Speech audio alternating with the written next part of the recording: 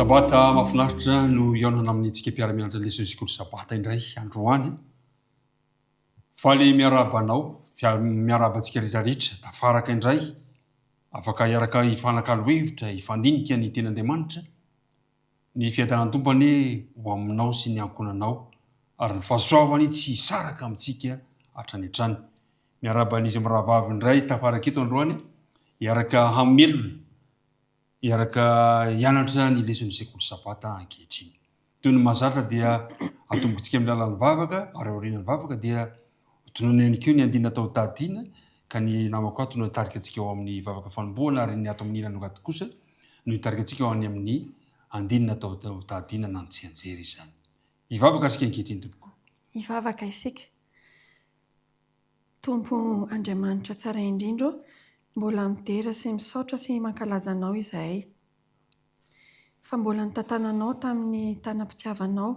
sy ny famondraponao ka mbola tafahoana eto indray izay mpiara-mianatra lesona rehetra mangataka ny fanainao masina izay tompo hanazava ny sainay mba ho voalanay tsara ny afatra izay tianao ampitaina aminay indray ankehitriny noho ny amin'ny anaran'i Jesosy amen. Amen. Lesona 10 ilay tena Josoa tsy anjery ary izany tena anjo azy mba ho anatra sady voasoratra izany fananarana antsika izay niarany farany izao tontolo izao Koritiana voalohany 10:1-12 zava-dehibe ny andinina tao tahadiana teo ary izany dia nanjo azy mba ho anatra sady voasoratra ho fananarana antsika mbola mitokodina amin'ny bokyny Josoa isika ilay leson'ny finoana fa ny amin'ny androany dia andininy lohateny anankiray hoe ilay tena Josoa ny bokyny Josoa mantsy dia manondro zava-misy tamin'ny fotoana nanoratana azy kanefa manondro ihany koa ny zavatra hitranga amin'ny ho avy ary izay ilay hoe ny bokyny Josoa zany dia manondro mialoha ny asa fanompona izay tanterahana amin'ny ho avy toy ny fiainan'i Jesosy ny fiainan'ny fiangonana ary ny fiainana any amin'ny farany any hoy zaraintsika izy miravavy ny dinika hifanaovana eto dia ny voalohany dia hoe inona moa no atao hoe tandindona sy ny ohatra ao ambadik'izay ny faharoa resantsika dia izao i Josoa ilay tandindona ary fahatelo ho resantsika hoe i Josoa sy isika ka dia ireo no jerevantsika amin'ny ity androany ity ka atombokantsika ny voalohany zany hoe inona moa natao hoe tandindona raha nanoratra Paoly amin'ny bokin'ny Romana 10:4-10 dia nilazalaza momba ny amin'izany tandindona izany tokoa Paoly ary raha ny soratra masina tokoa mantsy ny jerena dia toa miresadresaka ny amin'izany izy manasanareo ny mba lokatra avy hatrany ao amin'ny bokin'ny Romana 10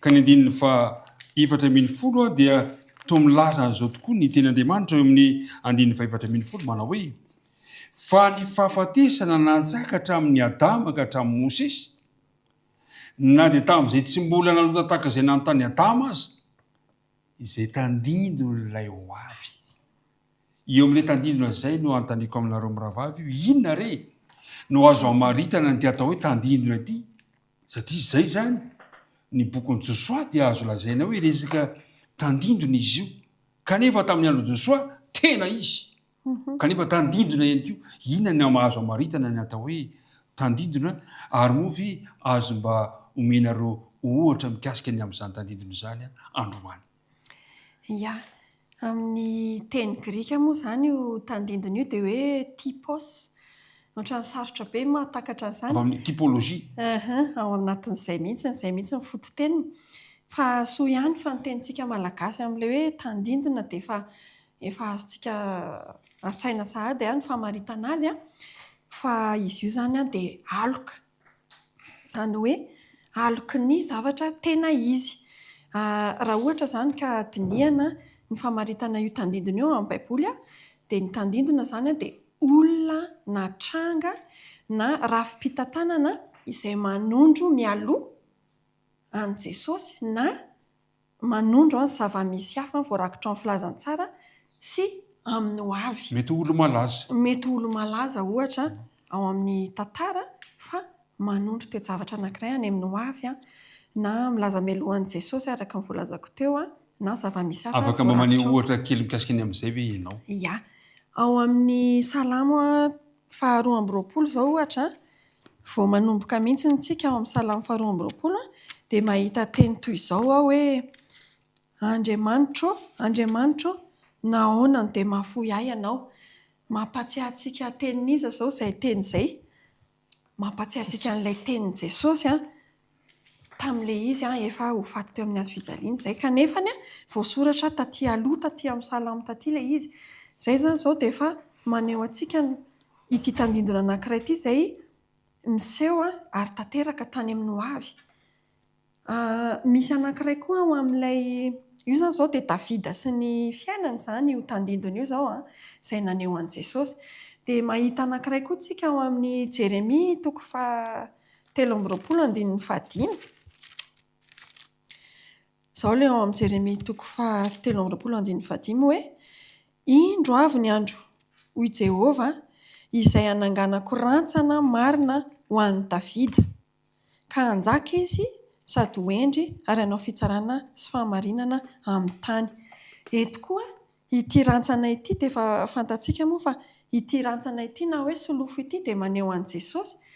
Ka ity baiboly ato amin'ny testamenta taloha ity izany dia misy fiainan'olona eto i Davida ny voaresaka eto izay naneho fiainan'i Jesosy izay efa taty aoriana be. Davida izany izao dia ohatra amin'ny tandindona anankiray. Ny mpiara-mianatra namalaisany rehefa mianatra bokon'i Josoa isika hatrany mpiandohana dia rehefa mianatra bokon'i Josoa dia tsy maintsy mandinika boky hafa. Teo izao isika bokon'i Josoa no resantsika kanefa fa hitantsika ihany koa ny tantaran'i Davida, ny fitaraina nataony fahoriana azy ao Davida. Hita ihany koa ny faminaniana izay napetraky mpaminany Jeremia ny amin'ny rantsan'i Davida.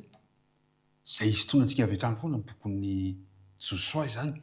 Mbola misy azonao anampiana avy amin'ilay famaritana atao hoe tandindona sy ny hoe inona re ny ohatra azonao mena ihany koa mikasika an'izay tandindona izay.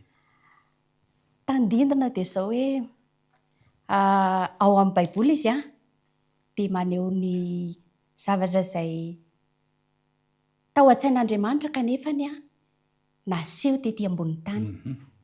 Ohatra izany izao ny hoe rehefa nanao ny fanatitra ny zanak'Israely.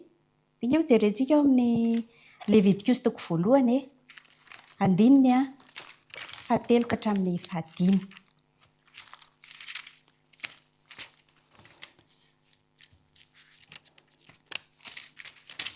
Levitikos 1 andininy 7 hatramin'ny 15. Fakitsika ary Jehova niantso amin'ny Mosesy ka niteny taminy tao amin'ny tranafiana hoe mitaenena ny zanak'Israely. Raha misy aminareo manatitra biby fio mifanatra ho an'i Jehova dia omby na ondry na osy no aterinareo fanatitra. Raha omby no ateriny ho fanatitra ho dorana dia laha tsy misy kilema no ateriny eo alohan'ny varavaran'ny tranon'ilay fihaonana nanaterana azy mba hankasitrahana eo anatrehan'i Jehova izy. Ary ametraka ny tanany eo amin'ny lohan'ny fanatitra ho dorana izy dia azony fankasitrahana izany hanaovana fanavotana ho azy. Dia hamono ny zanak'ondry eo anatrehan'i Jehova izy ary ireo mpisorona zanak'Arona dia anaty trano rà ka hanopy azy manodidina amin'ny alitara izay alohan'ny varavaran'ny tranon'ilay fihaonana. Tandindona izany maneho fanatitra. Dia arak'izay hoe izay zavatra napetrak'Andriamanitra izay izany dia hanehoany sahady an'i Jesosy ilay ho avy ho fanatitra. Ohatra koa izao amin'ny Isaia dia efa nilaza mialohany amin'ny zavatra izay niaretan'i Jesosy. Voalaza teo ny hoe tandindona ilay izy zavatra ao an-tsain'Andriamanitra naseho hoe tia entina hanehoana ny zavatra tian'Andriamanitra ho tanteraka. Dia any amin'ny Isaia koa izy dia mampiseho ny amin'ny zavatra izay fijaliana iaretan'i Jesosy rehefa teo amin'ny hazo fijaliana izy. Isaia 7:15 andininy 5 hatramin'ny 7. Isaia 7:15 andininy 5 hatramin'ny 7. Nefa izy dia voalefina noho ny fahadisoantsika sy ny torotoroana noho ny elontsika. Ny fampijaliana nazy aontsika fihavanana no namelezana azy ary dia kapoka taminy no nahasitranana antsika. sika rehetra dia samy efa neny tahaka ny ondry, samy efa ny velo amin'ny lalantsika avy sika rehetra, ary nataon' Jehovah niatra taminy avokoa ny elontsika rehetra, nampahoriana izy nefa nanetry tena ka tsy nilobava, dia tahaka ny zanak'ondrentina ho vonoana sy tahaka ny ondry vavy izay mona eo anatrehan'ny mpanety azy, eny tsy nilobava izy. Hita Jesosy daholo zany no aseho an'izany resaka rehetra zany. Ao amin'ny Romanina 8:15 dia maneho ilay hoe famaritana zany, izay no amaranako ny amin'ilay hoe famaritana zany a, vakiantsika ny Hebreo 9:15 hoe inona marina moa zany ilay tena hoe dia ny hevitry ny antsoina hoe tandindony, ity zany a ny tena famaritana azy. Dia Hebreo 9:15 dia ireo manao fanompovevavahana amin'ny izay endrika sy aloko ny zavatra ny an-danitra tahaka ny natoron'Andriamanitra Mosesy rehefa hanao ny tabernakely izy, fa hoy izy tandremo mba hataonao araka ny endrika izay naseho taminao tao an-tendrombohitra ny zavatra rehetra. Izay zany ny hoe tandindona aloko, izany hoe Andriamanitra mihitsy zany maneho aloko ny tena izy, zavatra tena izy tany an-danitra ary naseho tetỳ ambonin'ny tany. Misaotra anareo maravavany amin'izay famaritana izay. Mbola anatin'ilay fizarana voalohany tsika izany ilay resaka tandindona. Izao nefa zavatra tokony marihina ihany na izany azy. Mila fitandremana izy ity, tsy azo ny mpandinika soratra masina no manapa-kevitra arak'izay tiany manoloana ny tandindona anankiray ao anatin'ny Baiboly. Fa mba hahafahanao mahatakatra izay tena lazain'ny faminy tandindona zany dia tsy maintsy ny Baiboly ihany no manome ny fitsipika, ny fepetra, ny tanjon'ny tandindona mantsy dia tsara ihany ilazantsika fa mitondra antsika makany amin'ny fahafantarana n'Andriamanitra ary mitondra antsika mihitsy aza makany amin'ny famonjena izany toe-javatra izany. Ka raha ny soratra masina ny jerena zany dia misy dingana telo ahafahana hoe tanteraka tokoa fa ilay tandindona anankiray, ka misy fepetra anankitelo izy ireo. Moa ve tanteraka teo amin'ny fiainan'i Jesosy ny tandindona anankiray. Nareo moa fa somary nanome ohatra ihany teo fa hosotoniko lavidavitra fa teo amin'i Jesosy ihany no resanareo. Fa moa ve tanteraka ihany koa amin'ny fiainan'ny fiangonana izany toe-javatra izany, ary moa ve tanteraka ihany koa amin'izao andro farany iainantsika izao, satria nosoratana izy mba ho fananara ao antsika izay niarany farany izao tontolo izao. Ka zavatra telo no resantsika teo amin'ny tantara, teo amin'ny tantaran'i Israely. Tanteraka ve ny tandindona teo amin'ny zanak'Israely, teo amin'ny Jesosy, teo amin'ny fiangonana, teo amin'izao andro farany izao. Tanteraka ve teo amin'ny tantaran'ny Eksodosy, ireo dingana telo ireo. Asa tsy fantatra hoe ina ry no mba hamaliana rio an'izany toe-javatra izany, izy miravavy. Zafady ny Israely moa zany ny vahoaka Israely dia tandindona anankiray izy ao amin'ny Baiboly. Dia andrasana tanteraka teo amin'ny Jesosy ve izany tantara teo amin'ny zanak'Israely izany, tanteraka teo amin'ny fiainan'ny fiangonana ve izany, ary moa ve ny tantaran'ny zanak'Israely teo tena mbola tanteraka ihany koa amin'izao andro iainantsika izao sy ny mbola ho avy. Izay indrindra no jerentsika satria raha tandindona zany ny vahoaka Israely dia ho jerentsika ara ny fahatanterahana eo amin'ny fiainan'ny Kristy. Zao ny voasoratra ao amin'ny Matthieu 2:2.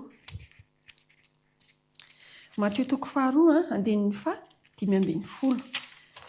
Io Matthieu 2:2:5-10 io dia misy ny tantaran'i Jesosy ao, ary misy faminaniana izay voalaza ao amin'io Matthieu io zany momba an'i Jesosy. Misy an'ilay teny hoe nantsoiko hiala tany Egipta ny zanako.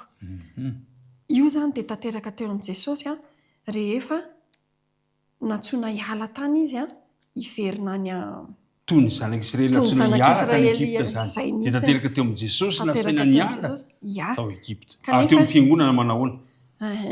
Kanefa zany io teny io nalaina tao amin'ny Osea, ilay tanteraka tamin'i Jesosy io. Eo amin'ny fiainan'ny fiangonana indray zany ao amin'ny Galatiana 5:9-10 dia milaza mazava Paoly fa ny fiangonan'Andriamanitra dia natsoina hoe Israelin'Andriamanitra indray. Tanteraka eo amin'ny fiangonana ihany koa zany izay tandindon'ny vahoaka Israely izay. Ary amin'ny izao andro farany izao dia ny Apokalipsy no milaza azy. Ao amin'ny Apokalipsy 7 Andininy fahaefatra zao indray ny voalaza hoe ary nareny isan'izay vao hisy tombo-kase aho 4,4 amby hetsy no vao hisy tombo-kase avy amin'ny fireneny zanak'Israely rehetra.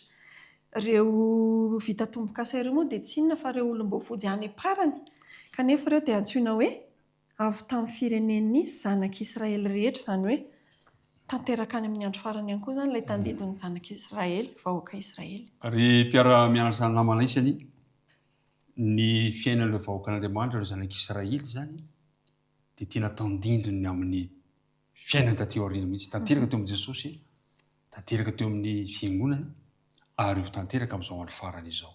Tokony tsy salasala zany tsika, ary manao anandray ilay tantaran'ny Exodosy. Tandindona manko ny tantaran'ny Exodosy. Tanteraka koa ve teo amin'i Jesosy zany? Tanteraka teo amin'ny fiangonana ve? Ary ny amin'izao andro farany izao. Amin'ny maha Exodosy azy dia fanafana. Tanteraka izany teo amin'ny fiainan Kristy. Jerentsika ny Matthieu 2:20 trafaraiky amby 20 hoe ary rehefa maty Herôda, indro nisy anjelin'ny tompony iseho tamin'i Josefa tany Egipta tamin'ny nofo ka nanao hoe mifoaza ianao ka ento ny zazakely sy ny reny dia makanesana amin'ny tanin'ny Israely fa efa maty izay nitady ny ainy zazakely. Tanteraka teo amin'i Jesosy izany izay niala tany Egipta Jesosy ary nentina ho any amin'ny tanin'ny Israely. Eo amin'ny fiainan'ny fiangonana indray dia izao ao amin'ny Korotianina 4:9-7. Korotianina 4:9-7 dia manambara izy ny amin'ny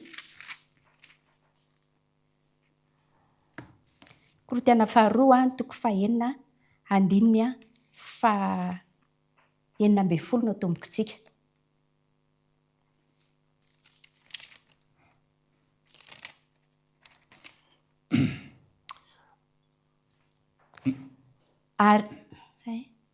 Ary inona no ikambanan'ny tempolin'Andriamanitra amin'ny sampy fa isika no tempolin'Andriamanitra, fa isika no tempolin'Andriamanitra velona araka ny nataon'Andriamanitra hoe onona eo aminy aho sy andeha eo aminy ary ho andriamaniny aho ary izy oloko.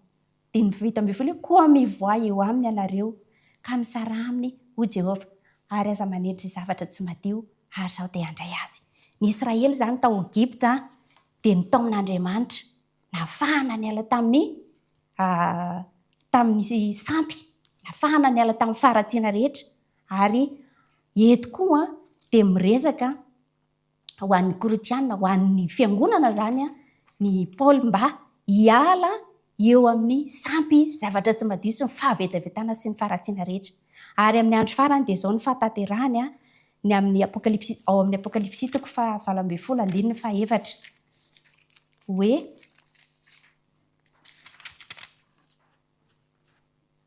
ary nareo feo iray koa avy tany an-danitra ao nanao hoe miala aminy anareo ry oloko mba tsy ombonanareo ota aminy ary mba tsy azo anareo ny loza manjo azy. Miala aminy, miala amin'ilay ota eo amin'izao tontolo izao mba tsy ombona, miala aminy anareo ry oloko ho Jehovah. Izay izany fahatanteran'ilay faminaniana ao amin'ny tantaran'ny Exodosy. Tanteraka izany teo amin'ny Jesosy ny tantaran'ireo Israelita, tantaran'ny Exodosy izay nivoaka tany Egipta. Ary raha ohatra ka roitina ary izy dia aty amin'ny fitoerana masina ihany koa angity izy tanteraka satria Jesosy mihitsy no tempoly. Teo amin'ny fiainan'ny fiangonana dia isika mihitsy ilay no tempoly. Ary amin'ny andro farany dia mbola ho hitantsika ilay tempoly any an-danitra. Raha izay izany jerena ary mpiara-midinika namana dia tsy tokony salasala isika fa tsy misy mifanohitra fa mifameno ny fotom-pampianarana rehetra momba tandindona anatin'ny Baiboly. Ny antony mahatonga izay dia izao tokana ihany ny mpanoratra ny soratra masina Andriamanitra izany. Araka ny hitantsika teo izany momba ilay tandindona amin'ny Baiboly hiditra amin'ny fizarana faharoa isika satria mandeha ny fotoanantsika. Dia hitantsika eo amin'ny tandindona moa sady resaka ny bokon'i Josoa no resantsika. Dia rehefa miresaka ny bokon'i Josoa tsika dia tsy maintsy hitantsika moramora ihany ny fiainan'i Mosesy satria Josoa mantsy no ilay Mosesy vaovao. ina reny mba azonareo lazaina indray mikasika amin'ity hoe fitoviana misy eo amin'ny Josoa sy Mosesy ity a sy ny hoe ahoana no mahatanteraka le hoe Josoa ilay tandidona sy le hoe ilay tena Josoa Jesosy io. Araka voalaza teo moa dia toan'ny Mosesy ihany Josoa dia nahazo zavatra izay mivantana avy tamin'Andriamanitra izany. Nahazo baiko. Izany hoe nanana tombontsoa tahaka amin'ny Mosesy ihany koa izany Josoa. Niresaka mivantana tamin'Andriamanitra. Ary arak'izay hoe inona izany ilay mahatandindona azy dia izao. Josoa nankalaza ny Pasika tahaka amin'ny Mosesy. Ary tanteraka izany aty amin'ny Jesosy. Ny ampitany rano izy dia nahita ny anjelon'ny tombo koa izy mitondra fandresena ny tanany nahitsitra ary nanasa avoaka izy mba hijanona matoky ao aorian'ny fahafatesana. Zay ny amin'ny Mosesy. Zay. Ary ahoana ny amin'ny Josoa? I Josoa indray izany raha ampitahina kely amin'ny Mosesy izy dia tamin'ny andron'ny Mosesy nanomboka nilatsaka amin'ny mana. Fa tamin'ny andron'ny Josoa kosa dia ny farana ilay fandrotsahana mana satria efa nanomboka ninana ny vokatry ny tany Kanana izy ireo. Dia anankiray hafa ihany koa i Mosesy izao nanome toromarika momba n'ilay fizarana ny tany sy ny fanorenana ireo tanàna fandosirana. Dia i Josoa kosa indray nanatanteraka an'ireo toromarika ireo.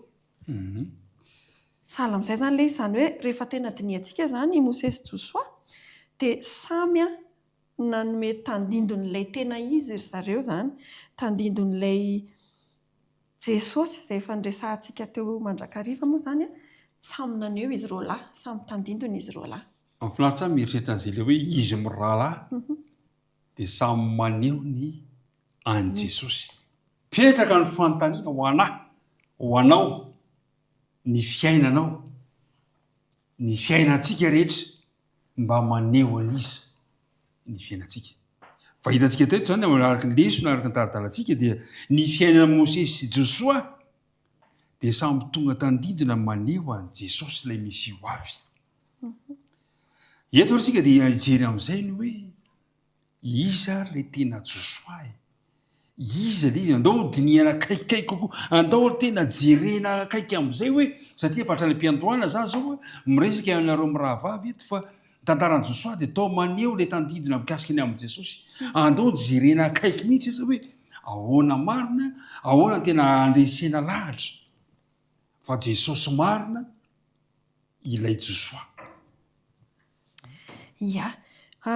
Hitantsika eo amin'ny fiainan'i Jesosy moa izany sy ny fiainan'i Josoa misy fitoviana. Misy fitoviana ilay izy. Hitantsika izao fa i Josoa dia ny ampita ny ranon'i Jordana ary Jesosy kosa dia natao batisa tao Jordana. Rehefa avy ny ampita ny Jordana Josoa dia niatrika ady izy.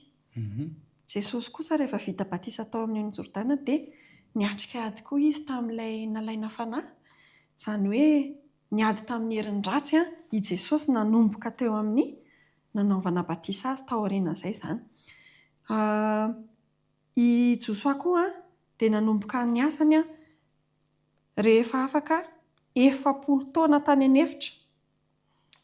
Tiana tenena moa izany dia hoe niditra tao amin'ny tany Kanana izany i Josoa tao aorianan'ny 40 taona aloha ny renenena tany anefitra. Ilay Josoa tena izy indray izany hoe Jesosy dia nanomboka ny asany rehefa afaka 40 andro tany anefitra ihany koa. Ny fahatelo izany dia izao hoe nandresy ny fahavalo teo amin'ny hazo fijaliana Jesosy. Fantatsika fa raha ampitaina amin'ny Josoa izany Josoa tena mpiady mahery Josoa tamin'ny androny. Tena anisan'ny tena niady izy, niady ara-batana mihitsy izy tamin'ireo fahavalo.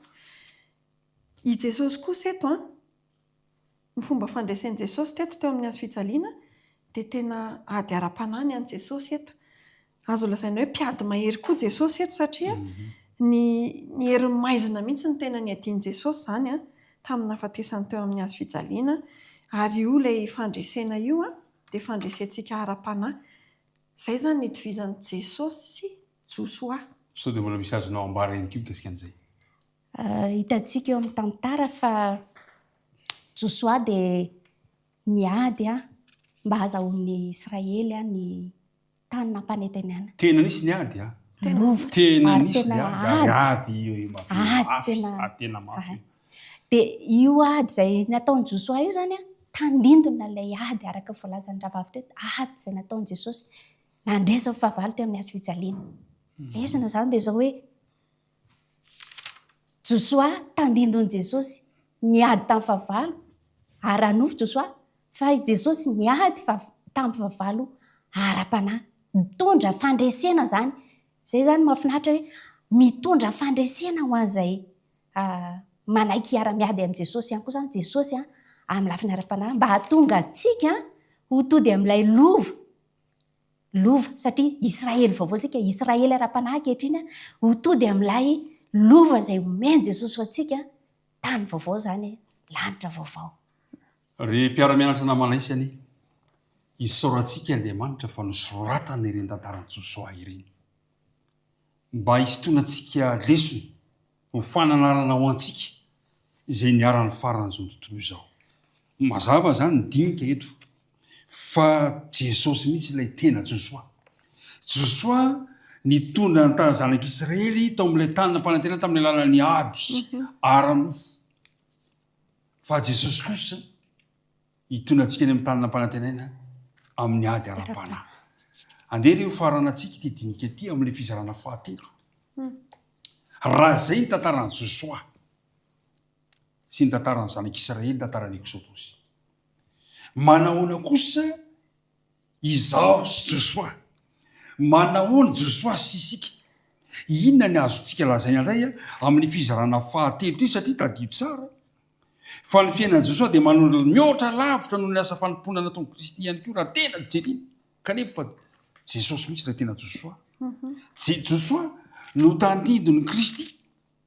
Mitarika amin'ny apôstôly Paoly any amin'ny Timoteany manao hoe ady tsara ny tompony ataontsika ady ara-panahy fa tsy ady ara-nofo. Ahoana ry inona zany ny toerana misy antsika eo amin'ny Josoa sy isika? Mizara hetsika roa nefa izy io. Josoa sy ny fiangonana ary Josoa sy izao havan'andro farany miainantsika izao. Ho jerentsika voalohany ary ilay hoe Josoa sy ny fiangonana. Araka ny voalazanao teo moa zany ny tantaran'i Josoa dia tantara tena nisy zavatra tena nitranga, ady tena ara-batana izy io ary nefany tandindona izay naneho ady anankiray. Misy ady zany amin'izao andro iainantsika izao, amin'izao andro ny fiangonana izao misy ady tsy maintsy hiadintsika koa ankehitriny. Ary tahaka ny mazava misy an'ilay tantaran'i Josoa izay voasoratra ao amin'ny Baiboly mba ho anatra ao antsika dia toy izany koa no mahatena zava-misy an'ity ady ara-panahy ity satria izay mihitsy moa no antony hoe nataon'Andriamanitra zava-misy mihitsy ilay izy fehezin'Andriamanitra mihitsy ny tantara mba hahazoana manoratra an'izany ho anatra ao antsika mba hahafantarantsika ny mahazava-misy ilay ady ara-panahy izay atrehantsika. Dia ilay tantarantsika amin'izao zany natao hoe tena izy tantaran'ny fiangonantsika amin'izao. Manana ady adinitsika ary hitantsika izany eo amin'ny Efesianina 4:9 izay anasanantsika zany hamaky ao amin'ny 10:10. Izao voalaza hoe farany mahereza ao amin'ny tompo sy amin'ny herin'ny faherezany. Tafio avokoa ny fihedian'Andriamanitra mba azonareo hifahatra amin'ny fanangolen'ny devoly. Fa isika tsy mitolona amin'ny nofo aman-drà fa amin'ny fanapahana sy amin'ny fanjakana sy amin'ny mpanjakan'izao famaizinana izao dia amin'ny fanaratseny amin'ny rivotra izay tena misy.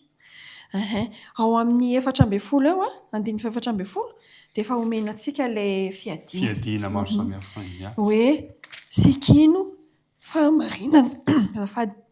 sikino fahamarinana ny valahanareo mitafy ny rariny ho fiarovan-tratra kiraroy ny fahavonona mpanahy avy amin'ny filazantsara ny fihavanana ny tongotrareo ary ho fanampin'izany rehetra izany tany ny finoana ho ampinga izay ahazahoanareo mamono zana-tsipika amin'ny rehetra alefan'ilay ratsy ary raiso ny famonjena ho fiarovan-doha. Mahafinaritra ilay hoe famonjena raisina fotsiny ho fiarovan-doha nefa ny lohantsika io tena saropady fa nomezana ho antsika fotsiny ilay famonjena. Faharoa manarak'izay dia efa mameno antsika amin'ny fitahiana ara-panahy ihany koa Andriamanitra hitantsika izany ao amin'ny Efesianina toko voalohany 7 vakiantsika ilay izy manao hoe isaorana ne Andriamanitra rain'i Jesosy Kristy tompontsika izay nitahy antsika tao amin'ny Kristy amin'ny fitahim-panahy rehetra any an-danitra. Zava-dehibe zany le mpiara-midinika namana ny tantaran'i Josoa zany dia tena izy tonantsika lesona ihany koa mba ho antsika. Raha niady Josoa misy ady koa hatrehantsika. Raha nomena Andriamanitra fitahim-panahy Josoa omeny anao koa zany fitahim-panahy zany raha toka eny am-pelatanantsika ireo fiadiana nomena Andriamanitra araka voalazan'i Paoly ao amin'ny Efesiana teo. Ary manahoana kosa ary Josoa sy izao andro farany izao. Teo amin'ny tantaran'i Josoa zany dia afaka ndraisantsika lesona mahatandininy Jesosy azy. Ndeo vakiantsika manasa antsika atao anatin'ity taridalana ity dia misy an'izao toromarika izao ao amin'ny pejy 470 eo amin'ny paragrafy 5. Ho antsika ankehitriny efa tonga ny Mesia. Tsy mila tandindona anehoana mialoha asa fanompony intsony isika, kanefa mbola manana tombontsoa kosa isika haneho ny toetrany. Ny voninahitra izay niriny Kristy hozaraina tamin'ireo mpianany, ary azontsika hananana izany amin'ny fibanjinantsika ny toetran'i Kristy. Arakaraka ny banjinantsika an'i Jesosy no hanehoantsika bebe koa ny hatsarany toetrany. Zava-dehibe fototra izany maneho vokatra ny fiarahantsika isan'andro amin'i Kristy. Izany no mahazava-dehibe ny fotoana isan'andro ao amin'ny tenin'Andriamanitra. Izany koa no antony tokony hanokanantsika fotoana handinihana ny fiainana sy ny toetra ary fampianaran'i Jesosy. Eny ny fibanjinantsika no manovantsika. Eo zany aloha dia andraisantsika lesona hoe Josoa sy ny amin'izao andro farany izao tsika.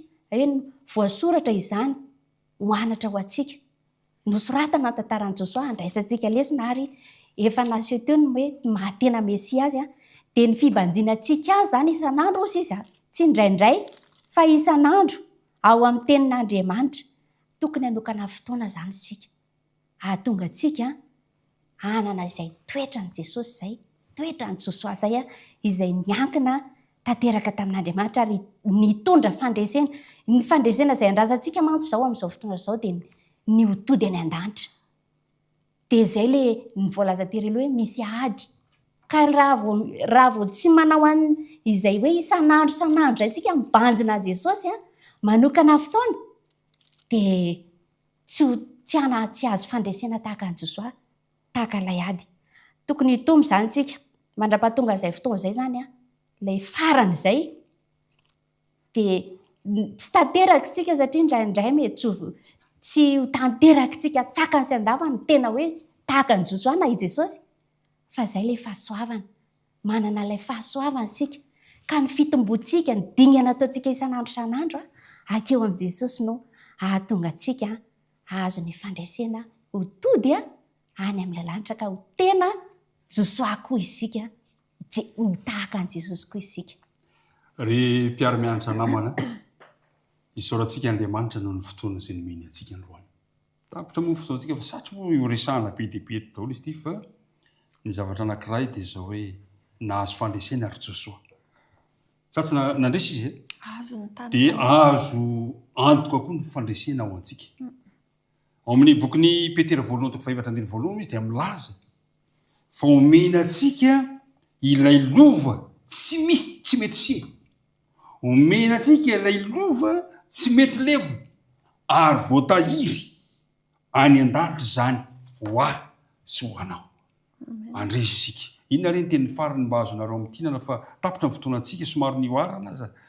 Inona re ny teny azonareo amin'ny tinana amin'ny dinika ny fanaovantsika ty androany. Tanteraka tao amin'i Jesosy zany ilay tandindona aloha zany raha fijeriko azy manokana Jesosy zany no faratapony fahatanteran'ity tandindona ity. Dia ny zavatra nampalahelo zany tamin'ny andron'i Kristy anefa dia tsy fantatra ireo mpiarabelona tamin'i Jesosy fa izy anie ilay efa tena izy fa tsy ilay tandindona intsony. Dia ny zavatra nisakana azy ireo a tsy ahazo tsara n'izany lesona nokasain'Andriamanitra omena azy zany a dia izao nanjary zavatra nanakana azy a tsy ahazo izany a ny lovatsofina sy ireo ohabolana nataony tamin'izany andro izany fampianarana efa natolotry ny razana zany a reny indray izany ny fikiriny kanefa ireny ilay mbola tandindony dia jamban'ireny izy a dia tsy hitan'i Jesosy rehefa tonga Jesosy a dia niteny hoe mibebay ianareo ozy izy fa efa akaiky ny fanjakan'ny lanitra dia nefa novalian'izy ireo an' Jesosy dia hoe omeo fahagagana ary izahay omeo famantarana ary izahay nanjary vato natafotohana an'izy ireo zany a ny filazantsara ny Kristy kanefa ny i Kristy a ilay tandindona efa tanteraka efa tena izy taorian'izay moa dia nanao fanoharany Kristy momba ny mpamafy ary io ny amaranako anazy hoe ilay mpamafy eto a ny fonosiny fanoharana io a dia ilay hoe tenin'Andriamanitra afafy ny fandresentsika ankehitriny zany sy ny fandresena nentin'i Jesosy teo amin'ireo mpiarabelona taminy a dia ny tenin'Andriamanitra io tenin'Andriamanitra io zany a no tsy ambaratelo ny fandresentsika io moa ny voalaza hoe sabatry ny fanahy ka tsy mila famantarana intsony zany tsika fa efa eto amintsika ilay tenin'Andriamanitra dia manasantsika zany andinika tsara. Inona no teny farany azonao amaranantsika azy fitiny zany? Amintsika malagasy dia misy an'izao matetika rehefa mananatra ny ray aman-dreny na mananatra ny olon-dehibe dia rehefa tsy laitra anarina dia lao anaran'ny fiainana. Iverina amin'ilay tsenjery amantsy hoe izany dia nanjo azy mba ho anatra.